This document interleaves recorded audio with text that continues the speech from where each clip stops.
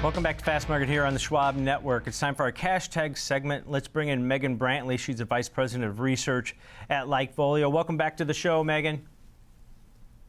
Thanks, guys. Happy Friday. Happy Friday to you. So we're discussing chips today. We don't typically talk AMD with you guys, but I saw that you guys have some data on it. Stock's done really well. You know, NVIDIA is doing the best in this particular segment.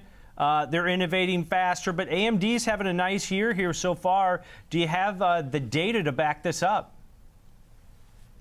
Yeah, so whenever we look at AMD, right now, especially in this macro environment, it is facing some headwinds. This is a company that produces a lot of the critical components that are in PCs and gaming consoles. And in those areas, we've seen a lot of macro headwinds. I think Best Buy even mirrored this when they talked about 2023 being a low point when it comes to tech. But the bright news is that, even last quarter, whenever AMD reported results, it beat expectations despite these headwinds. I think guidance indicated that the company expects things to improve in the second half of the year. And when we look at our data, we can look a couple places. And the first place we can look is consumer mentions. So people who are talking about AMD and a lot of the products, the CPUs and GPUs that it makes, those mentions have increased by about 18% year over year. And whenever you look at this on a chart, you can start to see an inflection point over here in August on the far right side of that chart. And so this is, I think, a positive sign for AMD to see this continued mention growth and this upward trajectory, especially just over the last month.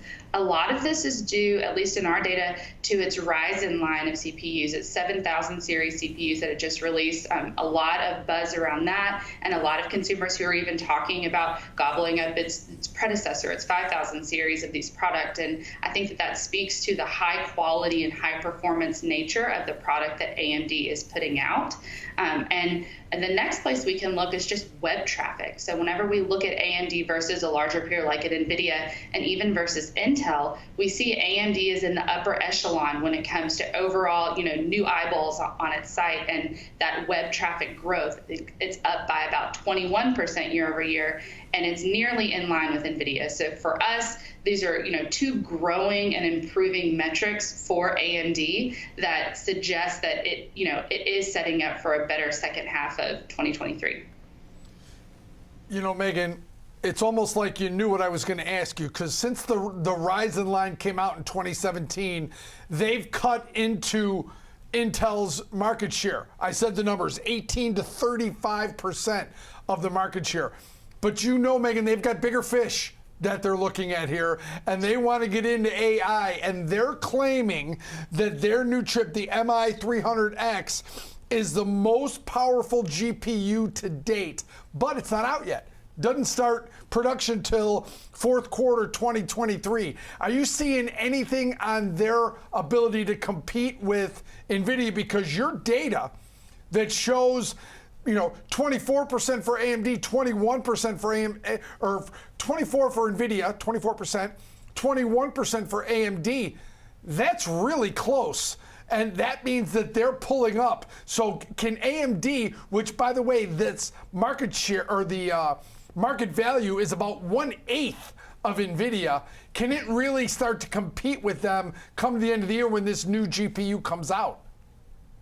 Yeah, I think that it certainly has a lot to prove, but the buzz is there and the consumer interest is there. And so it's really on the company to kind of deliver and meet those expectations. But I think that the AI tailwinds are certainly there for AMD. And thus far, it may not have benefited as much as a larger player like NVIDIA. So this could present an opportunity for investors. And this is definitely one that's caught our eye. Another thing that AMD has going is it has really high levels of consumer happiness. AMD, while a smaller player, actually has higher level of overall, sentiment than NVIDIA, I think by about 4 points. So that's something for us as a long-term indicator that we like to look at. And we're definitely seeing a lot of anticipation and a lot of hype around that new AI chip that is anticipated in the fourth quarter. Yeah, demand outstripping supply from NVIDIA. So right. kind of and they've got 90% market share. Right. So think about this, something that we talked about. They're gaining market share on Intel in some of the other chips. Right. They have a potential to gain market share on NVIDIA in GPUs for AI. it's pretty good prospects going forward. Yeah, and you know, Megan, to the point that I mentioned earlier, the stock's still up 66, 67% this year, but it's pulled back about 18, 19%. When you guys look at your data here, I know they don't have earnings for a couple months here. Are you guys positive on this one? So I will say, you know, we have two different scores that we like to look at. We have our earnings score, which is more of a short-term lens, and then we also have a long-term score. And our earnings score is pretty neutral right now on AMD. So, you know, but we do see on a long-term perspective signs of improvement. Our long-term score is shifting more bullish. I think it's about a 24 right now. So for us, that's in the bullish camp. So this is one that we're watching, and we've got some time ahead of earnings to kind of play. But we do like this, especially on a pullback, as you mentioned. And we like the long-term prospects and the long-term macro trends that are powering this. And the way that AMD appears to be leaning into AI and also into its data center. And we saw how that transformed NVIDIA. So this will be a fun one to watch play out. All right. Great stuff. Great data. As always, Megan, appreciate it. Have a great day. Have a great weekend. Thanks, guys. You too. Yeah. All right.